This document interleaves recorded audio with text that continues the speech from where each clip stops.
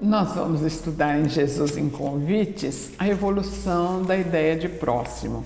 Uma vez que a gente ouve falar tanto no próximo, e então o estudo vai nos levar a fazer um recuo no tempo, onde nós vamos nos imaginar como espíritos primitivos. E nós éramos habitantes assim, altamente apavorados com o meio, com a natureza, e nós não estabelecemos relação nenhuma entre nós e o outro com os quais convivíamos, né? E não havia um único interesse, a satisfação dos meus impulsos básicos de alimentação, defesa e reprodução. Então, não se sabe em que momento, qual foi o primeiro momento em que aconteceu.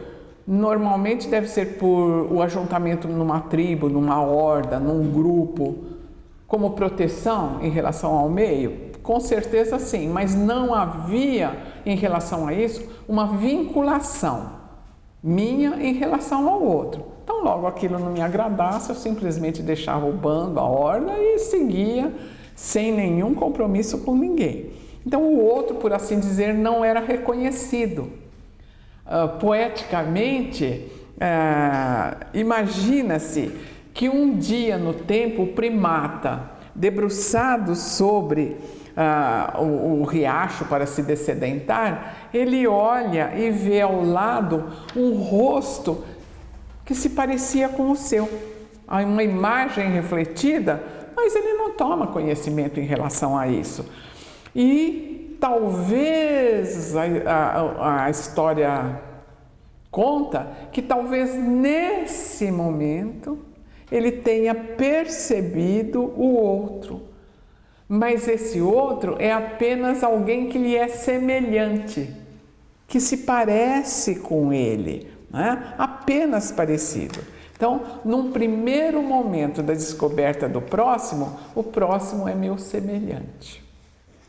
E milênios decorrerão, o tempo vai se passar e essa individualização vai acontecendo de uma forma muito intensa e no somatório dos detalhes. A ideia de próximo só vai acontecer com Moisés no recebimento dos 10 mandamentos. Onde os dois primeiros, amar a Deus e amar ao próximo, lá, não tomar seu santo nome em vão, mas são totalmente reflexivos a Deus, vertem-se para Ele. Do terceiro em diante, lembra-te de santificar o dia do sábado, é um processo social, com direito ao repouso, né, impondo o repouso como direito. Honrar pai e mãe é exatamente a organização familiar. Do quinto mandamento em diante, não roubar, não cobiçar, não roubar, não levantar falso testemunho, não cometer adultério, tudo mais, não cobiçar o que é do outro, aí vai começar a se estabelecer um código de justiça, não só no aspecto material de patrimônio do outro, de direitos, de aquisições, mas sim também uma situação de deveres recíprocos. Veja bem, o tempo vai transcorrer nessa visão ainda.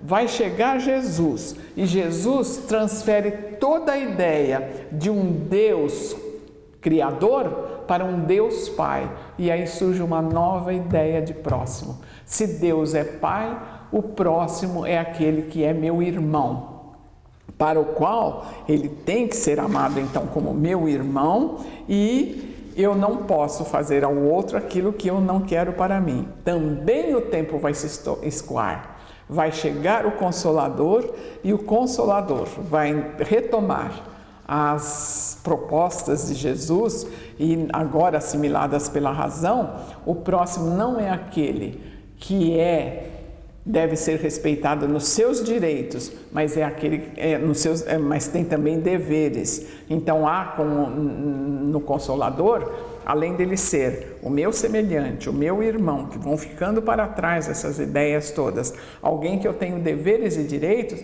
eu passo a ter para com ele uma relação de débito-crédito.